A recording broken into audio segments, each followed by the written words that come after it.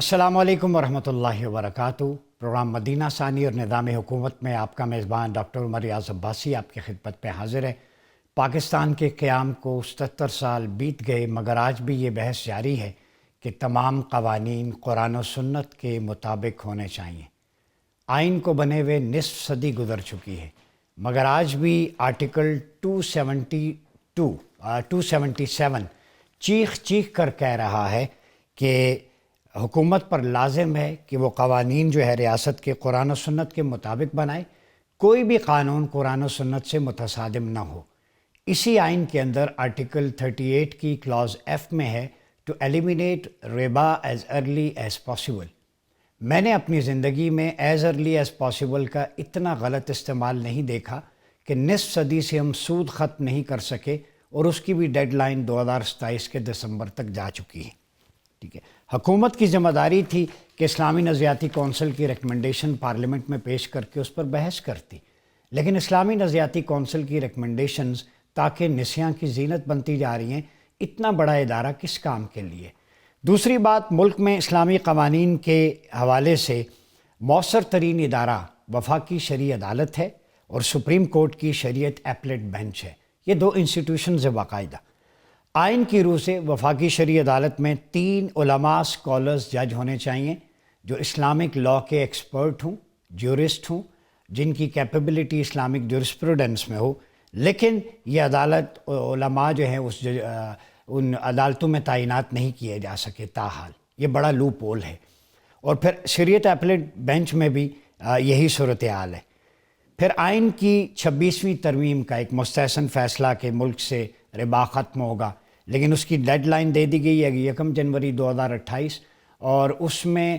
کچھ جو بینک ہیں بڑے کہتے ہیں حکومت کے ہمارے ایگریمنٹ سے انٹرنیشنل، ان کو شاید چھوٹ دینے کا بھی سوچا جا رہا ہے۔ یہ بڑا انفارچونیٹ ہے۔ پھر اس کے علاوہ 27ویں ترمیم، اس میں بہت ساری اچھی چیزیں بھی ہیں، لیکن استثناء کے حوالے سے ایک بات کی گئی ہے جو صدر پاکستان، حالانکہ یہ استثناء شریعت کی روح سے درست نہیں ہے۔ پھر اس کے بعد جنوری 2025 میں اسلام آباد کے علاقے میں ایکٹ نمبر 11 نافذ ہوا ہے۔ 18 سال سے کم عمر لڑکے یا لڑکی کا نکاح کروانے والے کو قابل سزا جرم قرار دیا گیا، اور اس کے لیے سخت سزائیں مقرر کی گئی ہیں۔ ٹھیک ہے، اور یہ اندیشہ ہے کہ صوبوں میں یہ ہوگا۔ سندھ حکومت جو ہے آلریڈی ایک قانون بنا چکی ہے، تو یہ قانون اسلام کی روح سے نکاح کی جو ہے عمر کوئی نہیں بلکہ بلوغت ہے، بلوغت جو 12، 13، 14 سال سے شروع ہو جاتی، تو یہ بھی متصادم ہے۔ پھر ٹرانسجینڈر ایکٹ 2018 میں نافذ ہوا، جسے وفاقی شرعی عدالت نے قرآن و سنت کے خلاف قرار دیا تھا، لیکن حکومت نے اس کے خلاف شریعت ایپلیٹ بینچ میں اپیل دائر کی، جہاں پہ کوئی علماء اسکالرز ہے ہی نہیں، وہ اپیل پینڈنگ ہے، جس کے نتیجے میں وفاقی شرعی عدالت کا فیصلہ معطل ہے۔ تو 277 کی وائلیشن یہاں بھی ہو رہی ہے۔ کوئی قانون قرآن و سنت کے متصادم نہیں ہوگا تو حکومت جو ہے وہ ٹرانسجینڈر ایکٹ کے حوالے سے شریعت ایپلیٹ بینچ میں چلی گئی ہے۔ پھر اس کے علاوہ آپ دیکھیں، ٹرانسجینڈر کی اصطلاح مغرب کی گھڑی گئی ہے، جس کا معنی اس کا خنثی سے کوئی تعلق نہیں۔ ٹرانسجینڈر کا مطلب ہے کوئی شخص اپنے مذکر یا مؤنث ہونے کے حوالے سے اس کا فیصلہ اپنی حیاتیاتی یا تخلیقی بنیاد پر نہیں بلکہ خود اپنی پسند ناپسند پہ کرتا ہے، یعنی میرا جسم میری مرضی یہاں پہ۔ حالانکہ لا تبدیل لخلق اللہ، لقد خلقنا الانسان فی احسن تقویم، یہ ڈیوائن لاء کے اگینسٹ ہے، بہت بڑا بلنڈر ہے، جرم ہے۔ ٹھیک ہے، اور یہ ہم جنس پرستی کو لائسنس دینے کے لیے ایک مخفی دروازہ ہے، اور مغرب نے جو ہے اصناف جو ہیں صرف مرد عورت تک محدود نہیں رکھی۔ تو یہ LGBTQ اور بہت ساری اور چیزیں اس میں انوالو ہیں، اس سے اس میں اضافہ ہوگا۔ اور علماء نے گزشتہ دنوں ایک مجلس اتحاد امت نے کراچی میں ایک اجتماع منعقد کیا تھا، اس میں یہ ساری چیزیں انہوں نے یہ پوائنٹس ڈسکس کیے، دینی مدارس کے حوالے سے بھی، اسلامائزیشن کے حوالے سے۔ لیکن میرا ایک سوال ہے بنیادی طور پر، کچھ علماء یہاں اکٹھے ہو کے اسلام کی بات کر رہے ہیں۔ بھائی جان، جب بھی کوئی ایسا وقت آتا ہے آپ کو اسلام کی یاد آتی ہے، آپ سارے ایک پلیٹ فارم پہ اکٹھے کیوں نہیں ہوتے؟ آپ مسجد میں جاتے ہیں تو آپ اپنے مسلک کا درس دیتے ہیں، پیسوں کے لیے جیبیں بھرتے ہیں، گدی نشین اپنا نذرانے اکٹھے کرتے ہیں، نعت خوان نعت بیچنے یورپ چلا جاتا ہے۔ جب آپ کے 38 لاکھ طلباء ہیں اور اس کا مطلب ہے کروڑ 2 کروڑ لوگ جو مذہب سے زیادہ وابستہ ہیں اس ملک میں رہتے ہیں، آپ ایک پلیٹ فارم پہ اکٹھے ہوں یہ اشرافیہ سٹیٹس کو، تو آپ کی جو ہے وہ جھاگ میں بیٹھ جائے۔ پرابلم یہ ہے کہ ایک گروہ جو ہے وہ اتحاد اسلامی کراچی میں منعقد ہوتا ہے، اور دوسرا گروہ جو ہے وہ اسلام آباد میں کنونشن سینٹر میں جمع ہوتا ہے، وہاں پہ بات کرتا ہے۔ تو گدی نشین کچھ علماء وہاں ریاست کے جو بلایا گیا کنونشن ہے اس میں بیٹھے تھے، کچھ یہاں بیٹھے تھے۔ یہ بہت واضح تقسیم ہے، اور اسلامائزیشن کے حوالے سے لبرل طبقوں میں بھی جو ہے وہ رد عمل سامنے آ رہا ہے، چونکہ ظاہر ہے انہیں ہیٹ فیل ہوگی۔ گزشتہ دنوں ہندوستان میں ملحدین کا جو جاوید اختر ہے سربراہ، وہ بھی مناظرہ ہار گیا ایک مفتی صاحب کے حوالے سے۔ دوسری بات یہ ہے کہ ہمیں دیکھنا ہے کانسنسس ڈیولپ کریں، اپنے مسلک کی ترویج نہیں، اسلام کمز فرسٹ۔ یہ ملک اسلام کے نام پر بنا ہے، یہاں پر نفاذ شریعت ہونا چاہیے، خلافہ علی منہاج النبوہ ہو، وہ یونٹی آف کمانڈ کا کانسیپٹ یہاں پہ ہو، تاکہ ایک ویلفیئر اسٹیٹ کا خواب بن سکے۔ تو لبرلز کو بھی نہیں گھبرانا چاہیے، جتنی انکلوسیونیس اسلام میں ہے کہیں بھی نہیں ہے۔ علماء کو بھی چاہیے کہ تفریق کے بجائے ایک پلیٹ فارم پہ اسلام کے لیے اکٹھے ہوں۔ وہ کہتے ہیں ہم بھی اسلام پہ اکٹھے ہیں، یہ کہتے ہیں ہم بھی اسلام پہ، تو لوگ کنفیوز ہیں۔ آج انہی سارے ایشوز کو ڈسکس کرنے کے لیے جن مہمانان گرامی کو ہم نے اسٹوڈیو میں دعوت دی ہے، میرے ساتھ موجود ہیں معروف مذہبی اسکالر علامہ ابتسام الہی ظہیر صاحب۔ بہت شکریہ سر آپ کی آمد کا، اور ہمیں جوائن کر رہے ہیں ممتاز مذہبی اسکالر مفتی محمد زبیر صاحب۔ مفتی زبیر صاحب آپ کا بھی بہت شکریہ۔ ابتسام الہی ظہیر صاحب اگر اجازت دیں مفتی زبیر صاحب سے آغاز کروں۔ مفتی صاحب یہ بتائیے گا کہ 77 ایئرز ہو گئے، کوئی ایک کانسنسس بن جائے ہمارے اسکالرس کا، علماء کا، محراب و ممبر بھی وہی ہو اور پبلک پالیسی بھی وہی ہو، گورنمنٹ میں ہوں تو وہی بات کریں، ایک کانسنسس ہو تاکہ ہم پاکستان میں اسلامی قوانین کی عمل داری کی طرف دوبارہ لوٹ سکیں۔ بسم اللہ الرحمن الرحیم، نحمدہ ونصلی علی رسولہ الکریم، اما بعد۔ دیکھیں ڈاکٹر صاحب، آپ نے جو بات فرمائی کہ کانسنسس ہونا چاہیے،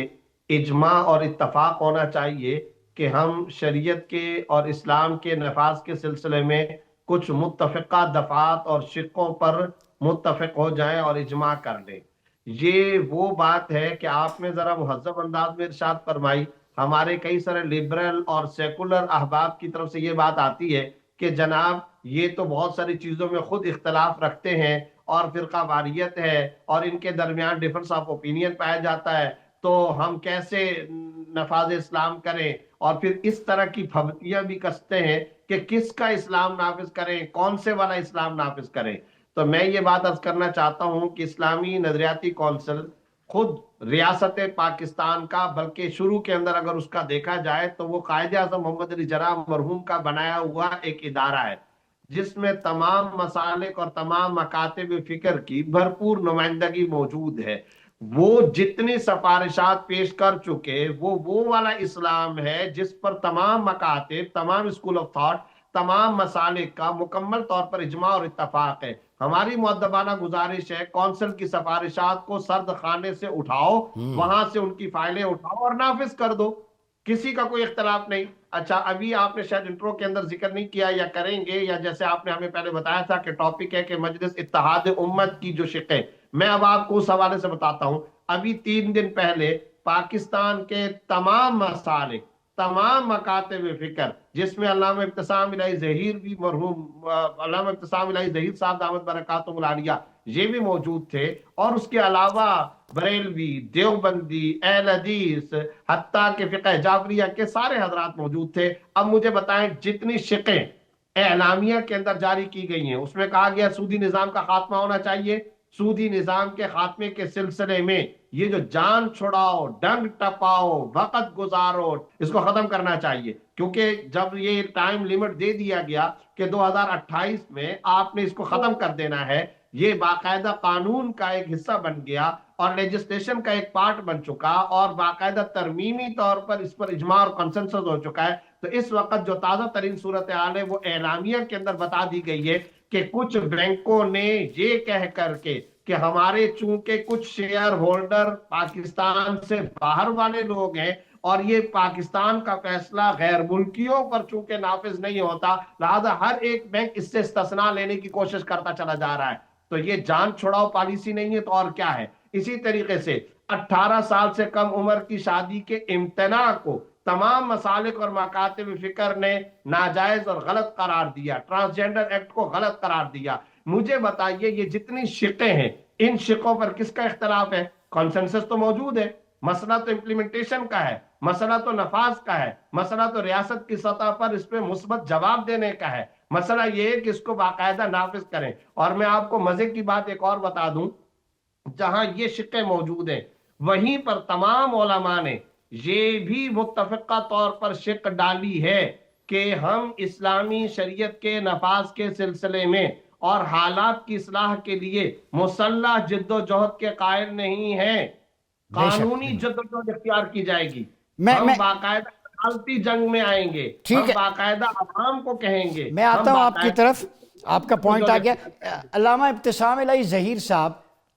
میں نے گزشتہ دنوں آپ کا وہ ایک کلپ دیکھا، ایک انٹرنیشنل کانفرنس میں بھی اور ویسے بھی آپ جب بھی بولتے ہیں تو آپ کی زبان سے ایک لفظ نکلتا ہے، اور میں یہ سمجھتا ہوں مبالغہ نہیں ہے، سب کو اڈاپٹ کرنا چاہیے۔ آپ ہمیشہ کتاب و سنت کی بات کرتے ہیں، یہ پہلا لفظ ہوتا ہے، اور یہی تو چاہیے جس پر اتفاق ہو سکتا ہے۔ تو آپ کیسے دیکھتے ہیں وہ 10 شقیں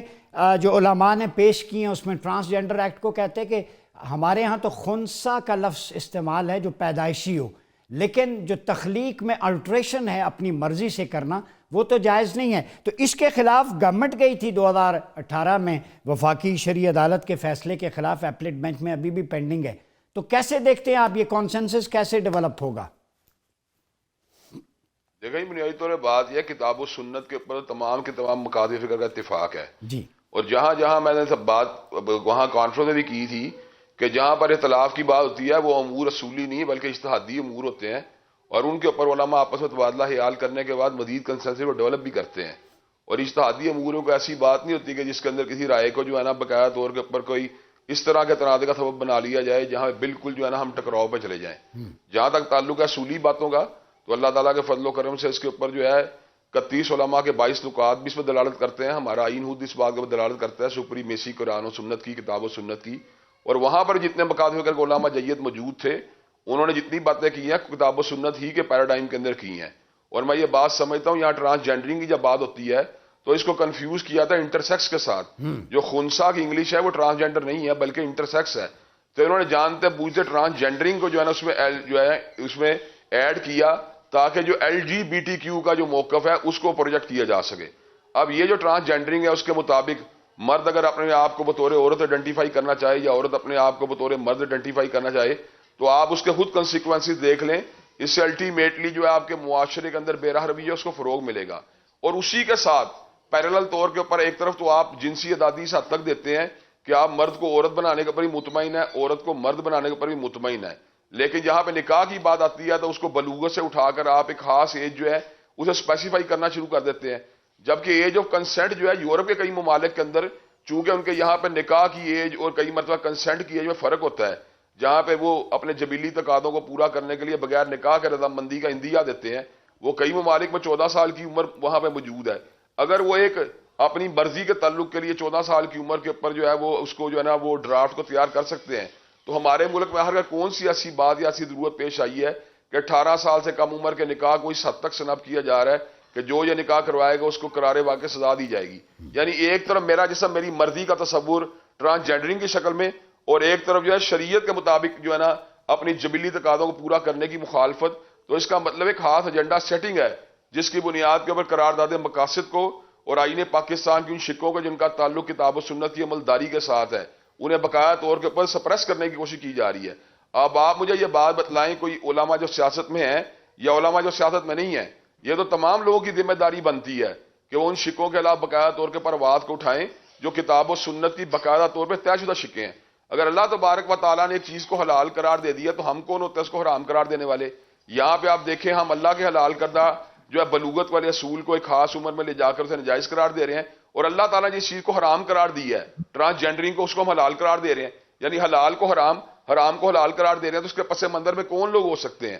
جو ایک طرف جمہوری آزادیوں کی بات کرتے ہیں اور دوسرا ہیومن رائٹس کی بات کر کے نکاح کے دائرے کو گرانے کی بات کرتے ہیں، اور ایک طرف جو ہے نا اپنی حریت کے چکر کے اندر جو ہے نا وہ اپنی جنسی آزادیوں کی بات کرتے ہیں؟ تو یہ بہت بڑی ڈائیکاٹمی ہے جو ہمارے اس وقت جو ہے نا لا کے اندر پیدا کی گئی ہے، اور یہ بیسیکلی پاکستان کے جو آئین ہے اور قرارداد مقاصد ہے اس کے تقاضوں کا بالکل بھی ہم آہنگ نہیں. یہی وجہ ہے کہ اللہ تعالیٰ کے فضل و مجلس اتحاد امت نے جو اجلاس کروایا ہے اس کے اندر تمام مقادم فکر کے جید علماء نے ان شکوں کے اوپر کنسنسس کا اظہار کیا ہے. کوئی ایک بھی عالم ایسا نہیں تھا اس موقع کے اوپر کسی خاص مطلب فکر کا جس نے اس بارے میں یہ بات کہی ہو کہ یہ باتیں اسلام کا ہم آہنگ ہیں. تو میں یہ بات سمجھتا ہوں جو انٹرسیکس کے حقوق ہیں یعنی خنثی کے حقوق ہیں بطور انسان، وہ کسی بھی طور پہ ایسے نہیں ہے کہ جن کو ڈینائی کیا جا سکے. لیکن اگر ٹرانسجینڈرنگ کی بات کریں گے تو میں نہیں سمجھتا کوئی عالم دین اس کو قبول کرنے پہ آمادہ تیار ہو سکتا ہے. جی بالکل. مفتی زبیر صاحب یہ بتائیں، سود کا چونکہ آرٹیکل 38 ہے ٹو ایلیمینیٹ ربا as early as possible, clause F ہے کہ ربا کا جلد سے جلد خاتمہ ہو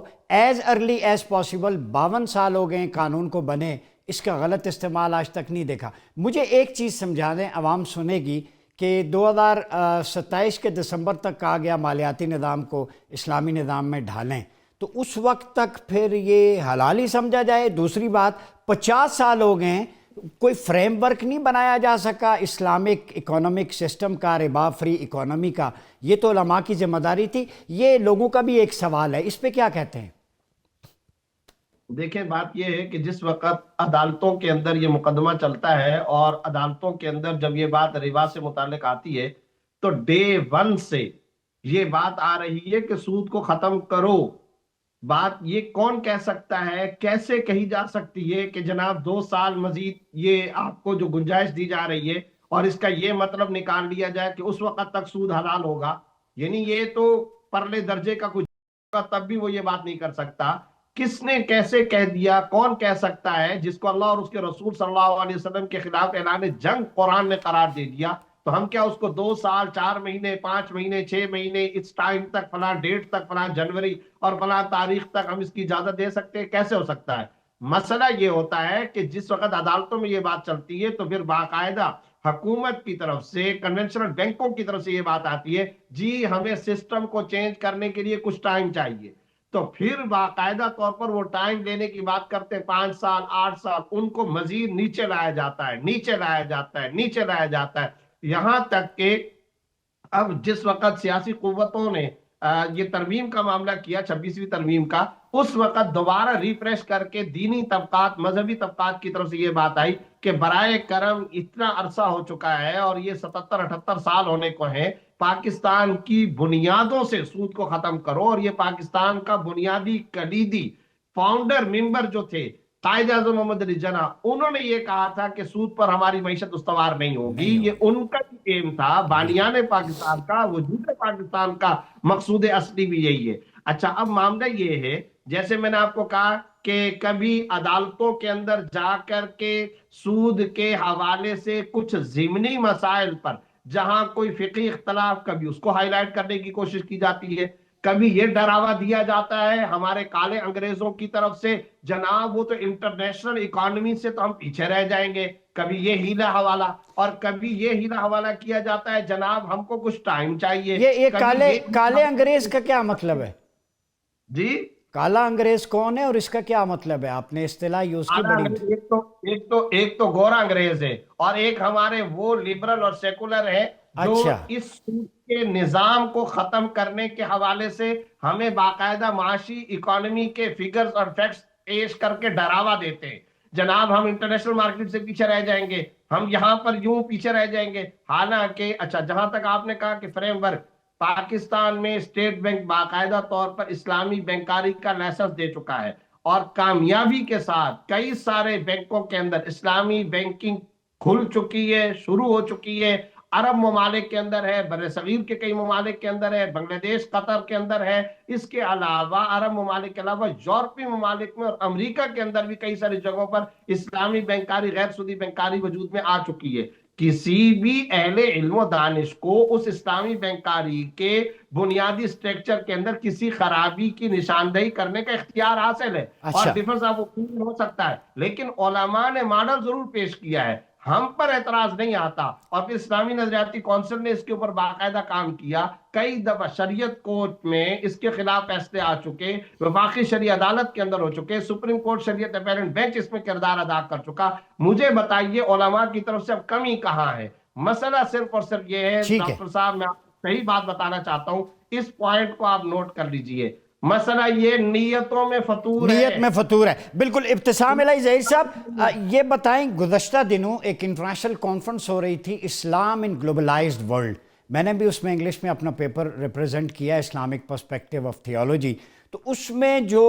کچھ اسکالرز تھے اورینٹلسٹ ویسٹ سے، نان مسلمز، وہ یہ کہہ رہے ہیں کہ اسلام کا جو زکوٰۃ کا ماڈل ہے، میں نے خود ایک کا اسکالر کا پیپر میں نے خود سنا دیکھا کہ یہ بہتر ہے، اور سودی نظام سے دنیا کو جان چھڑانی ہے تو اسلام کی طرف آئیں، اور اگر اپنی ہیلتھ کو بہتر بنانا ہے تو اسلام کے جو ڈائٹ کے پیرامیٹرز ہیں قرآن و سنت میں، اس کو ہمیں دیکھنا چاہیے۔ تو مغرب اسلام کی طرف تیزی سے آ رہا ہے اور ہم اس سے تیزی سے بھاگ رہے ہیں، کیا کہتے ہیں آپ؟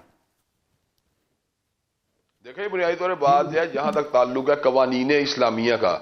تو میں یہ بات سمجھتا ہوں مغربی جو دنیا ہے وہ اس بات کو سمجھ چکی ہے کہ جرائم کی بے کنی کے لیے اور لوگوں کی جو ہے ویلفیئر کے لیے کوئی اس کا متبادل موجود نہیں ہے۔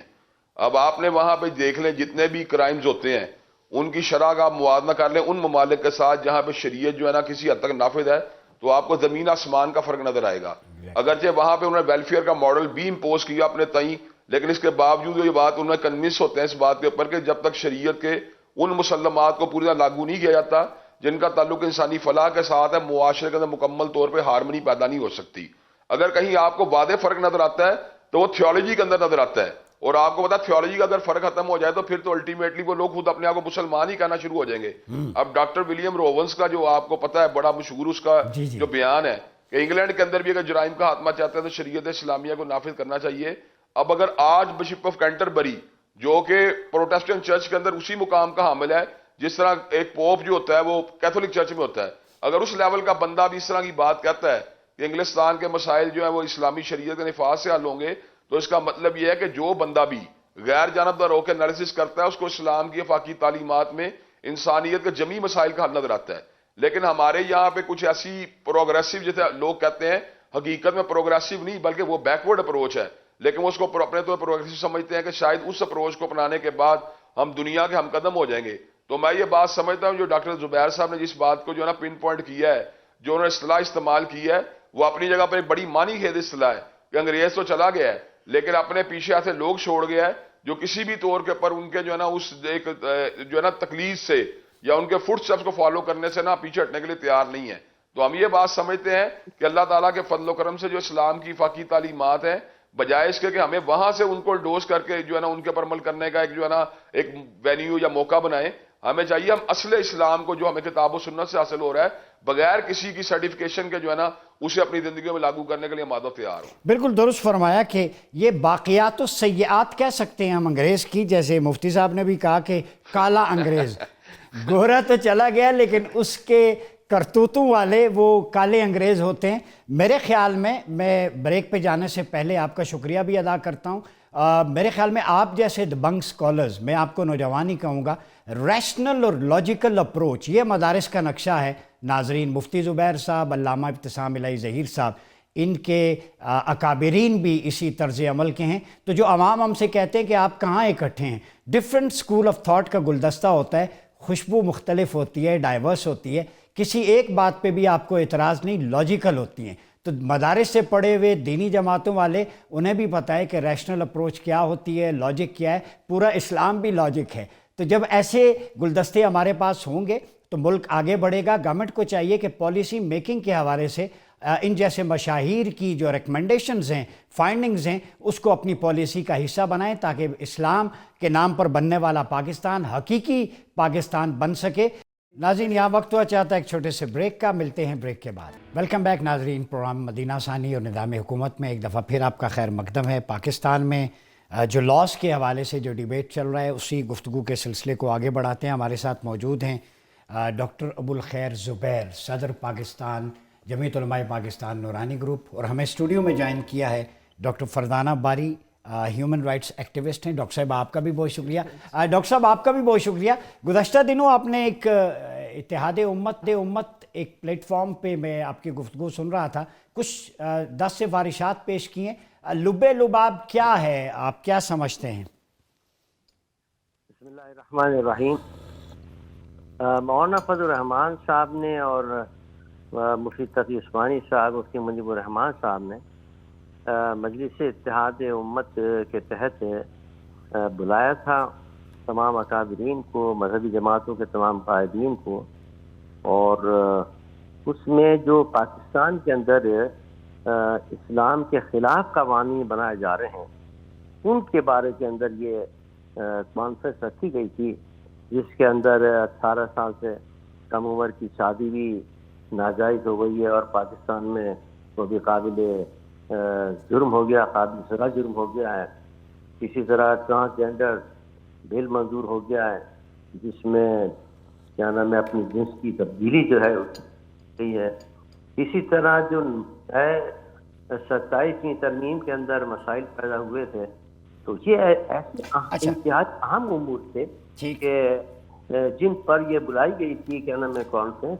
اور اس کے اندر حکومت سے مطالبے کیے گئے کہ آپ یہ تمام جو آپ اب تک اقدامات کر چکے ہیں، جو قانون سازی کر چکے ہیں، وہ قانون سازی واپس لیں، اور اسلام کے خلاف یہاں پاکستان میں قانون نہیں بن سکتا ہے کہ دستور کے اندر لکھا ہوا ہے کہ کوئی قرآن و سنت کے خلاف قانون نہیں ہوگا، اور یہ سب آپ قرآن و سنت کے خلاف قانون بنا رہے ہیں، اور یہ اس سے بڑی تشویش ہے۔ ٹھیک ہے ڈاکٹر صاحب، میں آتا ہوں، آپ ساتھ رہیے گا۔ ڈاکٹر فرزانہ باری صاحبہ ہمارے ساتھ موجود ہیں۔ ڈاکٹر صاحبہ، ٹرانسجینڈر کے حوالے سے ڈاکٹر صاحب نے بھی بات کی، ایک مجلس اتحاد امت کا کنونشن ہوا، 10 پوائنٹس تھے اس میں، ایک 18 سال سے کم عمر کی شادی اس کے حوالے سے، اور ایک ٹرانسجینڈر کے۔ تو اب میرا سوال آپ سے یہ ہے کہ ٹرانسجینڈر کو وہ کہتے ہیں ان اسلامک ہے، کہ اسلام میں تو خنثی ہے، اس کے رائٹس ہیں، ٹھیک ہے، جو نیچرل ایک ہے نا، لا تبدیل لخلق اللہ، اللہ نے جیسے بنایا اسی پہ رہیں، چاہے وہ خنثی ہے، مرد ہے، اور شیمیل ہے، عورت ہے، تو اپنی مرضی سے اپنی جنس تبدیل نہیں کی جا سکتی۔ ایک دوسرا انہوں نے کہا 18 سال عمر نہیں ہے، اسلام میں بلوغت ہے، ٹھیک ہے، جب بالغ 12-13 سال سے بھی ہو جاتے ہیں، تو اس پہ آپ کا کیا موقف ہے؟ دیکھیں، سب سے پہلے تو چلیں بلوغت پہ بات کر لیتے ہیں، کیونکہ دیکھیں یہ تو ہر ملک کے اندر آپ دیکھیں اس کا بہت زیادہ تعلق اس بات سے بھی ہے کہ آپ کس طرح کی جغرافی میں رہتے ہیں، گرم ممالک میں، سرد ممالک میں۔ تو ایک تو یہ طے ہے کہ سوچنے سمجھنے کے حوالے سے آپ دیکھیں کہ دنیا میں بھی اب ایک 18 سال کی عمر کا تعین کیا گیا ہے کہ اگر آپ کو گاڑی چلانی ہے، آپ کو شناختی کارڈ آپ کا ملنا ہے، یا آپ کو ڈرائیونگ لائسنس ملنا ہے، یا آپ کو ووٹ کا حق ملنا ہے، تو اس کے لیے انٹرنیشنلی ایک چیز مقرر ہے کہ 18 سال کی عمر میں آپ سمجھتے ہیں کہ انسان جو ہے وہ اپنی سوچنے سمجھنے کے قابل ہے کہ وہ اپنے فیصلے خود کر سکتا ہے۔ اچھا، ان کا ایک پوائنٹ ایڈ کر لیں، ان کا موقف یہ ہے کہ اس میں اگر آپ 18 کرتے تو اس سے پہلے پھر adultery, fornication, illegal marital relation, depression, یہ چیزیں آ جاتی ہیں جس طرح ہماری سوسائٹی میں۔ جی، یہ تو بہت غلط بات ہے نا کہ 18 سال سے پہلے مطلب کسی بھی طرح کی سیکچول ایکٹیویٹی جو ہے وہ انسانی باڈی کے لیے جو ہے وہ ہارمفل ہے، تو آپ تو یہ اس کی اجازت نہیں دے سکتے نا، کیونکہ اسی لیے ہم کہتے ہیں نا، وہ کہہ رہے ہیں 18 سال کریں گے تو پھر ہماری نوجوان نسل جو ہے وہ بہ جائے گی اللیگل ایکسٹرا میریٹل ریلیشن۔ ابھی دیکھیں پاکستان کے اندر جو ہے وہ چائلڈ میرجز کا کیا ریشو ہے، آپ کو معلوم ہونا چاہیے، اس کے باوجود کہ چائلڈ میرج کے اوپر لا پاس ہو چکا ہے، لیکن بہت ہمارے یہاں چائلڈ میرجز ہوتی ہیں، لیکن اس کے باوجود ہر شہر کے اندر آپ دیکھتے ہیں کہ مطلب اس قدر اڈلٹری، اور کوئی ایسا شہر نہیں ہے جہاں آپ کو ریڈ لائٹ ایریاز نظر نہیں آتے جہاں پہ، تو اس کا مطلب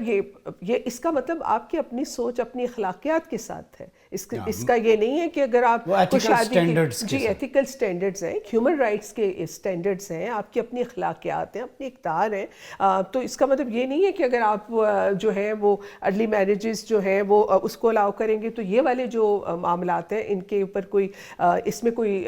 مثبت تبدیلیاں آئیں گی۔ I don't agree on that. میں یہ سمجھتی ہوں کہ یہ بلکہ بہت خطرناک بات ہے کہ اگر آپ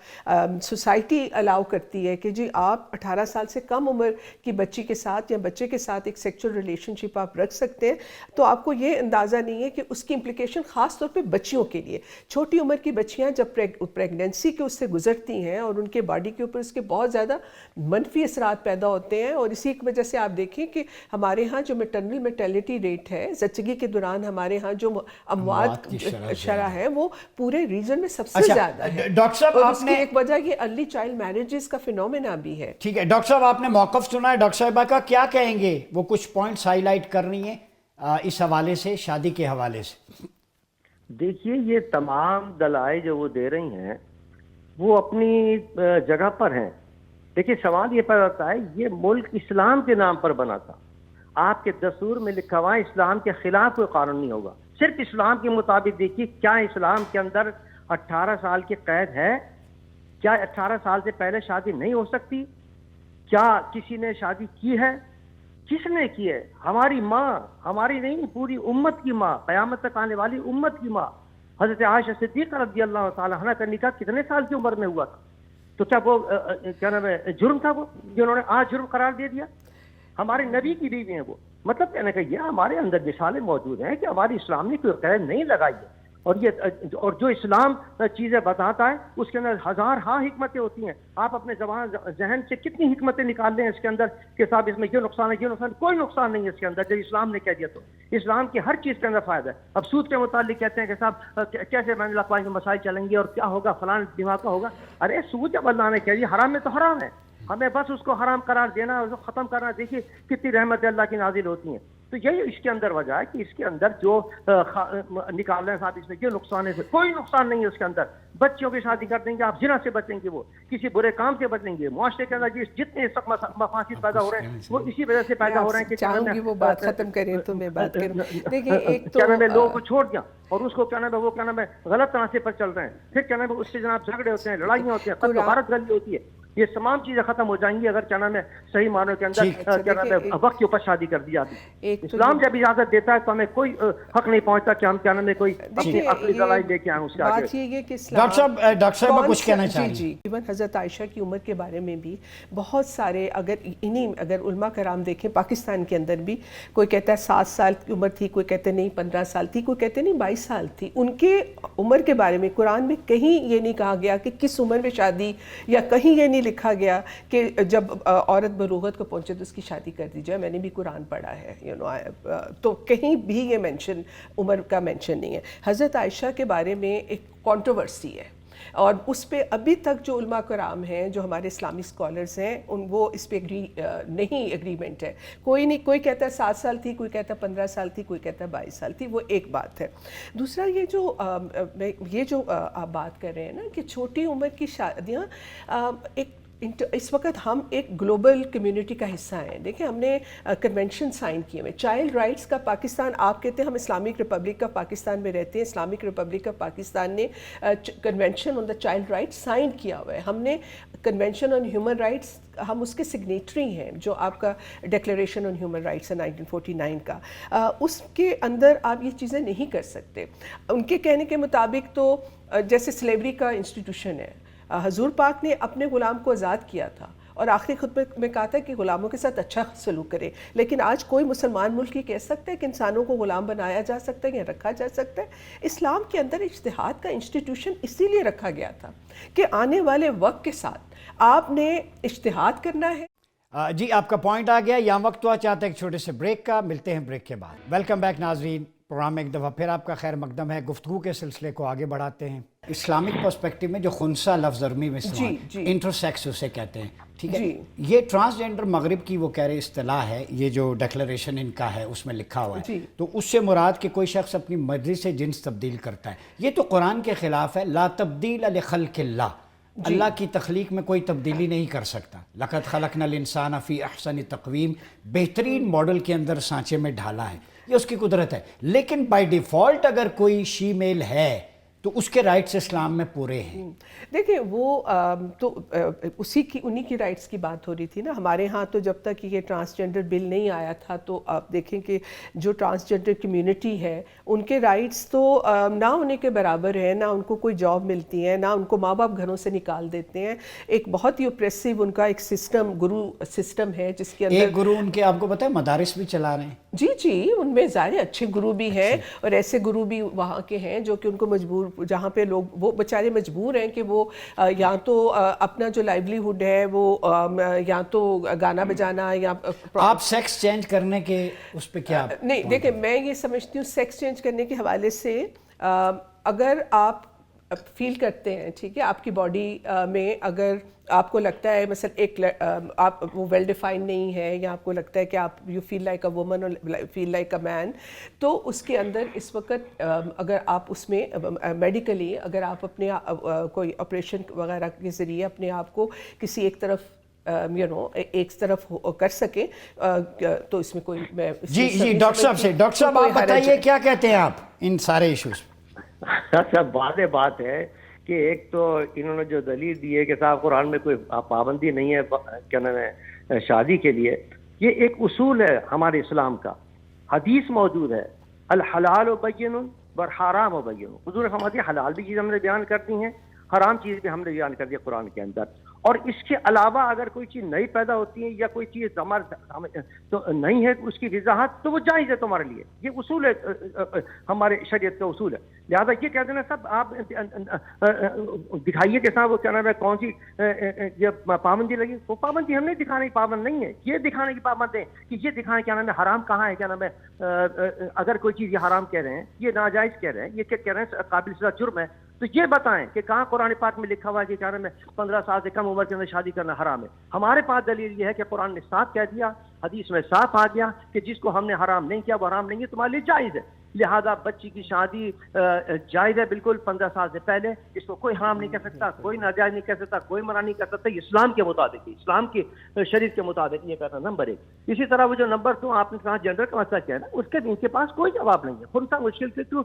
حقوق موجود ہیں، اسلام کے اندر موجود ہیں، ہماری کتابوں کے اندر موجود ہیں، تمام قرآن و سنت کے اندر حقوق موجود ہیں، وہ حقوق موجود ہیں، اس پر عمل بھی ہو رہا ہے، لیکن اس کا نام لے کر خنثی کا اور یہ کہہ دینا کہ کوئی مرد اپنے آپ کو کہہ دے کہ کیا نام ہے مونس ہو اور مونس کہہ دے مرد ہوں اور وہ کیا نام مرد ہو جائے گا، یہ کیسے ہو سکتا ہے؟ نہیں وہ یہ کہہ رہی ہیں کہ اگر اس کا زیادہ جھکاؤ مرد کے سینٹیمنٹس ہیں تو وہ آپریٹ کروا لے، عورت کے ہیں تو اس طرف چلا جائے، وہ یہ کہہ رہی ہیں۔ تو میڈیکل تو ہونا چاہیے، انہوں نے تو میڈیکل بھی ختم کر دیا، انہوں نے تو یہ کہا ہے کہ اب آج کل ہو کیا رہا ہے، ہوا جا رہا ہے کہ شناختی کارڈ کے دفتر پہنچتے ہیں، ایک لڑکا پہنچتا ہے کہتا ہے میں لڑکی ہوں، آپ مجھے شناختی کارڈ دے دیجئے، وہ فوراً بنا کے شناختی کارڈ دیں گے، نتیجہ کیا نکلتا ہے کہ وہ لڑکی بن کر لڑکے سے شادی کر رہا ہے، یہ لواطت کا عام ہو رہا ہے، یہ وہ جرم ہے کہ جس کے اوپر اللہ نے عذاب نازل کیے تھے اور جہاں قانونی سزا دی جا رہی، قانون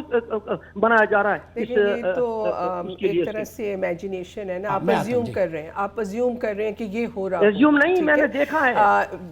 ہمارے ملک کے اندر ویسے تو آپ دیکھیں کہ جو ہوموسیکچولیٹی ہے چھوٹے چھوٹے ایک پوائنٹ ڈاکٹر صاحب کا پوائنٹ ہے کہ اس کے اندر بڑا سموتھلی ان کا آرگیومنٹ کیا بیس یہ ہے کہ اس کے اندر میڈیکل اگر چیک اپ کروائیں کہ سمٹمز کس طرف ہیں تو دین اوکے، لیکن اگر کوئی لڑکا جا کے کہے کہ میں فیمیل بنوں یا لڑکی کہے کہ میں میل بننا چاہتی ہوں، ڈاکٹر صاحب یہی ہے نا اس کی اجازت نہیں؟ دیکھیں بات جو ہے نا ایک آپ کی فنڈامنٹل رائٹس کی بات ہے، مثلا آپ یا کوئی اپنے آپ کو مرد یا عورت کہتا ہے، جب ہم جاتے ہیں ہم اپنے شناختی کارڈ کے لیے، کوئی ہمیں نہیں کہتا کہ آپ اپنے چیک اپ کروائیں اور آپ ثابت کریں کہ آپ عورت ہیں یا آپ مرد ہیں۔ ایک شخص ہے، ایک اڈلٹ ہے، ٹھیک ہے، آئیڈینٹی کارڈ صرف ایک اڈلٹ کو ملتا ہے، ایک اڈلٹ اگر جا کے جو بھی کہتا ہے، وہ اگر کہتا ہے میں عورت ہوں یا میں مرد ہوں، تو میں سمجھتی ہوں کہ یہ کسی کا رائٹ نہیں ہے کہ آپ ان سے کہیں کہ اب آپ جائیں، بے شک وہ جھوٹ بول رہا ہوں۔ دیکھیں کچھ چیزیں جو جھوٹ ہوتے ہیں نا، کچھ چیزیں دیکھیں خدا اور انسان کے اندر معاملہ ہوتا ہے، اگر ہم جھوٹ بولیں گے ٹھیک ہے تو اس کا جواب دہی ہم نے اللہ کو کرنی ہے۔ دیکھیں جھوٹ اور گناہ دو مختلف چیزیں ہیں، ٹھیک ہے، گناہ کے زمرے میں نہیں آتا اگر یہ گناہ کہ مرد ہے اور وہ چاہے میں فیمیل بننا نہیں، وہ جھوٹ بول رہا ہے نا، فی الحال تو اس کے جھوٹ بولنے سے آپ کو اور میرا گناہ کیا ہے؟ گناہ یہ ہوتا ہے کہ جب کوئی آپ ایسا کام کرتے ہیں جس سے آپ کے گناہ کی وجہ سے کسی دوسرے کو اس کا نقصان پہنچتا ہے۔ اچھا پرسنلی کوئی کرے آئسولیشن میں تو گناہ کی ڈیفینیشن نہیں ہے۔ دیکھیں مثال کے طور پہ آپ گھر میں تنہائی میں کوئی کرے، اگر آپ تنہائی میں گھر کے اندر بیٹھ کے کوئی گناہ کر رہے ہیں ٹھیک ہے، تو وہ آپ کا اور خدا کا معاملہ ہے، کیونکہ پبلک میں سوسائٹی نے میں آپ ذرا سمجھنے کی کوشش کریں نا، آپ کو ذرا یہ بات عجیب پھر تو یہ لوگ سننے والے کہیں گے تنہائی میں گناہ جائز ہے۔ نہیں بالکل جائز نہیں ہے۔ میں یہ کہہ رہی ہوں کہ ایک چیز جو ہوتی ہے جو پبلک میں کی جاتی ہے ٹھیک ہے، جس کو ہم کہتے ہیں کہ پبلک میں جب آپ کو چیز کرتے ہیں اور اس کا نقصان امپیکٹ ہوتا ہے اور اس کے لیے سوسائٹی نے وہ بنائے ہوئے ہیں، رولز بنائے ہوئے ہیں، اس کے لیے آپ نے قوانین بنائے، اس کے مطابق آپ کو سزا ملتی ہے۔ مثال کے طور پہ پاکستان کے لاء میں یہ ہے کہ آپ شراب نہیں پی سکتے، ٹھیک ہے، شراب پیئیں گے تو اس کو اگلی کوڑے کی بھی کوڑوں کے بھی ہمارے ہاں ہے، ٹھیک ہے۔ اب یہ ہے کہ آپ ایک بندہ گھر میں بیٹھ کے شراب پی رہا ہے، اس کا مطلب یہ نہیں ہے کہ وہ گناہ، اگر وہ گناہ ہے تو اس کا مطلب یہ نہیں کہ وہ گناہ نہیں کر رہا، لیکن کیونکہ آپ اس کو نہیں دیکھ رہے ہیں تو اس کا معاملہ جو ہے وہ اس کے اور خدا کے میں لے لوں ڈاکٹر صاحب کیا کہتے ہیں اس پہ آپ؟ نہیں، میں تو صرف یہی کہوں گا، وہ یا تو کہ معاملات جرم میں ہوتا کہہ ہے، رہی ہوں، وہ خواہ آپ معاملات باہر کریں، خواہ آپ اندر کریں، خواہ خلوت میں کریں، خواہ جلوت میں کریں، جہاں بھی آپ گناہ کریں گے گناہ ہوگا، اس کو روکا جائے گا، اس کو جرم ہوگا، اس کو روکا جائے گا، اس کو لہٰذا یہ جرم ہے، اس جرم سے روکا جائے گا اس کو، خواہ وہ گھر میں بیٹھ کے کرے، خواہ وہ باہر بیٹھ کے کرے، اس سے اس کو منع کیا جائے گا۔ شریعت کا اجازت نہیں ہے کہ کوئی کیا نام ہے گھر میں بیٹھ کے جرم کر لے تو وہ جرم نہیں ہوگا، اور باہر بیٹھ کے کرے جرم ہوگا۔ دیکھیں میں بالکل یہ نہیں کہہ رہی کہ گھر میں بیٹھ کے اگر آپ جرم کر لیں تو وہ جرم نہیں ہے، میں یہ کہہ رہی ہوں کہ اس کی جو آپ، اس کا مطلب یہ کہ آپ اور خدا کا معاملہ بن جاتا ہے نا۔ مثال کے طور پہ جس طرح انہوں نے کہا کہ اگر ایک بندہ کہہ رہا ہے کہ میں عورت ہوں اور وہ ہے مرد، اور وہ جھوٹ بول رہا ہے، اور اس کا جھوٹ کا اس کی ذات کے ساتھ تعلق ہے، ہمارے ساتھ اس کا سوسائٹی کے اوپر اس کا کوئی امپیکٹ نہیں ہے، وہ اور خدا اس سے پوچھے گا نا کہ اس نے جھوٹ بولا ہے۔ ہاں میں یہ بات کر رہی ہوں کہ دیکھیں جو بھی کوئی جرم ہے، جو بھی کوئی گناہ ہے، وہ چاہے آپ پرائیویٹلی کریں یا پبلک میں کریں، جو گناہ ہے وہ گناہ ہے، لیکن جب آپ اس کو پبلک میں کرتے ہیں تو ریاست جو ہے وہ آپ سے جواب دہی مانگتی ہے، ریاست اس کی آپ کو سزا دیتی ہے، لیکن جو معاملہ آپ پرائیویٹ میں بیٹھ کے کوئی گناہ کرتے ہیں تو پھر وہ معاملہ آپ اور خدا کے بیچ میں ہوتا ہے۔ سزا اس میں میں سمجھا ڈاکٹر صاحب یہ بتائیں پھر پرائیویٹلی گناہ کرنا، پھر اس پہ جزا و سزا کا کیا تصور ہوگا؟ پھر خدا تو دے گا جی، وہ خدا کے ساتھ تو تصور ایک ہی اسلام کے ہے اندر وہ کہہ رہے ہیں خدا دیکھ رہا ہے، وہی جانے، ریاست کا باقیوں کا عمل ذمہ داری ہوتی ہے کہ وہ کیا نام ہے خواہ کوئی پرائیویٹ جرم کرے، خواہ وہ گھر میں کرے، خواہ وہ ذل میں کرے، اگر حکومت کو پتہ چل جائے گا تو اس کو پکڑے گا، پکڑنے کے بعد اس کو سزا دے گا۔ جی اگر پتہ نہیں چلے گا تو گناہ تو پھر بھی گناہ ہے نا، تو ہم یہ گناہ ہے تو، لیکن ہم جب پتہ نہیں چلے گا کیسا سزا دیں گے؟ جب پتہ چلے گا تو سزا ملے گی، حکومت پہ لازم ہوگا کہ سزا دے۔ اسی لیے میں کہہ رہی ہوں کہ ایک آدمی یہ جرم جو کر رہا ہے یہ کوئی کہنا گھر میں نہیں کر رہا، دیکھیں میں اسی لیے کہہ رہی ہوں کہ یہ معاملہ آپ خدا اور ٹرانسجینڈرز کے بیچ میں چھوڑ دیں، اگر وہ جھوٹ بول رہے ہیں۔ کرا رہا ہے قوم کے سامنے سامنے، میں کیا کہہ رہی ہوں، دفتروں کے سامنے کر رہا ہے، یہ کہہ رہے ہیں گھر میں کر رہا ہے، وہ کہہ رہی ہیں وہ تو سر عام میں کر کہہ رہی رہا ہوں کہ ہے۔ جی ٹرانسجینڈر کا معاملہ آپ خدا پہ چھوڑ دینا، ان کے قول کے مطابق بھی، ان کی دلیل کے مطابق وہ تو سب کے سامنے کر رہا ہے، وہ اپنا جنس تبدیل، وہ تو آفس میں جا رہا ہے ناظرہ کے، وہاں کہہ رہا ہے میں بن گیا ہوں، مرد بن گیا ہوں، مرد کہہ رہی ہے مرد بن گیا ہوں، مرد کہہ رہا ہے میں عورت بن گیا ہوں۔ یہ گھر کا جرم نہیں ہے، یہ تو سر عام جرم ہو رہا ہے، ان کے قول کے مطابق تو سزا ہونی چاہیے اس کو کم سے کم۔ نہیں بالکل، ہم یہی بات کر رہے ہیں کہ یہ آپ ان پہ چھوڑ دیں، یہ ان کے اور ان کے خدا کا معاملہ ہے، وہ جا کے وہ جس طرح سے ہر جرم کو، یہ اسلامی حکومت کا فرض ہے کہ کیا نام ہے جو جرم کرے اس کو پکڑے، اور یہ اسلامی حکومت ہے، یہ تو ہر حکومت کا فرض ہے، جرم نہیں جو جرم کرے گا اس کو پکڑے گا۔ یہ تو کوئی بھی دنیا کے اندر اگر وہ ٹرانس ہے ٹھیک ہے، اور وہ سمجھتا ہے کہ وہ اپنی سیلف آئیڈینٹی، اپنی شناخت عورت یا مرد کے حوالے سے کرنا چاہتا ہے یا کرتا ہے۔ آپ کو پتہ ہے انٹرسیکس میں بھی کوئی اپنے آپ کو کوئی ہی میل ہوتا ہے، کوئی شی میل ہوتا ہے، کیونکہ بایولوجیکلی ان کے ڈفرینٹ ان کے ہارمونز، ان کا وہ سارا مسئلہ ہوتا ہے۔ تو اگر کوئی بندہ جو ہے وہ اگر وہ اپنے آپ کو ہی میل یا شی میل کے حساب سے، تو وہ اپنی سیلف آئیڈینٹی وہ ڈیفائن کر سکتا ہے کہ میں عورت ہوں۔ بالکل جرم نہیں ہے، کیسے آپ کہہ سکتے ہیں یہ جرم ہے؟ ڈاکٹر صاحب یہ بتائیں، خنثی مشکلہ کی آپ نے بات کی ہے، نابالغ کا جنازہ جو ہے وہ خنثی مشکلہ کا دائر ہے، اس کی جو ہے دیکھ کے پتہ چلے گا عورت یا مرد سے شبہات ہے۔ ڈاکٹر صاحبہ یہ کہتی ہیں کہ یہ جرم نہیں ہے، کوئی الٹریشن کرواتا بھی ہے جا کے کہتا ہے، اس کا رائٹ ہے، آئی ڈی کارڈ بنا ہوا ہے۔ ایران میں بھی اجازت ہے جی، آپ ایران سے زیادہ تو سخت پاکستان میں نہیں، ایران کے اندر اجازت ہے، بلکہ ایرانین گورنمنٹ سپورٹ کرتی ہے۔ جب وہ کہہ رہے ہیں ایران میں اجازت ہے، یہ نئی انفارمیشن ہے میرے لیے۔ آپ ابھی یہ آپ کے پاس فون پڑا ہے، اس کو گوگل کر کے آپ چیک کریں، بلکہ وہاں پہ اسٹیٹ جو ہے وہ سپورٹ کرتی ہے کہ آپریشن کے جو پیسے ہوتے ہیں وہ اپنی مرضی سے جنس تبدیل کروا دیں۔ جب ظاہر جو ٹرانس جو انٹرسیکس لوگ ہیں، جب وہ اپنی وہ چینج کرانا چاہتے ہیں وہ ان کو سپورٹ کرتے ہیں۔ جی ڈاکٹر صاحب، جناب ہم کسی نہ ملک کے پابند ہیں، نہ کسی انسان کے پابند ہیں، نہ کسی نظام کے پابند ہیں، ہم صرف قرآن و سنت کے پابند ہیں، اور ہماری آئین میں لکھا ہوا ہے کہ قرآن و سنت کے خلاف کوئی قانون نہیں ہوگا۔ یہ بتا دیں کہ قرآن و سنت کے خلاف ہے یا نہیں ہے، بس دلائل سب چھوڑ دیں، دساتیر سب چھوڑ دیں، قوانین سب چھوڑ دیں، قرآن و سنت کے خلاف یہ ہے، اس میں کوئی شک نہیں ہے، متفقہ فتویٰ ہے، تو پھر اس کو پاکستان میں نہیں ہو سکتا۔ بہت شکریہ ڈاکٹر ابوالخیر زبیر صاحب، ڈاکٹر فرزانہ باری صاحبہ، آپ کا موقف بھی آ گیا۔ ناظرین آپ نے سنی دونوں طرف کے طرفین کے دلائل آپ نے سنے۔ اس سے پہلے علامہ ابتسام الہی ظہیر صاحب بھی تھے، مفتی زبیر صاحب بھی تھے، تو یہ بحث، یہ یاد رکھیں، ہیلدی کلچر ڈیبیٹ سے معاشرے، سوسائٹیز ایوالو ہوتی ہیں، لڑائی جھگڑے سے نہیں ہوتے۔ یہ مجھے ایک خوبصورت بات لگی کہ ایک اسکالر بیٹھے ہیں، ایک ہیومن رائٹس ایکٹیوسٹ بیٹھی ہیں، اپنی اپنی باری پہ دلیل سے، شائستگی سے بات کر رہے ہیں۔ جب آپ کی دلیل مضبوط ہو تو آواز اونچی کرنے کی ضرورت نہیں رہتی۔ ہمارے بٹھانے کا مقصد یہ ہوتا ہے کہ سوسائٹی میں آرگومنٹ بیسڈ باتیں ہوں۔ یہ پاکستان ہم سب کا ہے، ہم سب مسلمان ہیں، اللہ اور اس کے نبی کو ماننے والے ہیں۔ اگر کوئی چیزیں آپس میں کنٹراڈکٹ کرتی ہیں تو مل بیٹھ کے ایک دوسرے کا ویو لیں اور فیصلہ عوام پہ چھوڑیں، اور اسی طرح سوسائٹیز کے اندر ایک ایوولوشن پروسیس ہوتا ہے۔ امید ہے گفتگو آپ کو اچھی لگی ہوگی۔ اپنا بہت خیال رکھیے، اپنے عمر ریاض باسی کو اجازت دیجیے۔ اللہ حافظ۔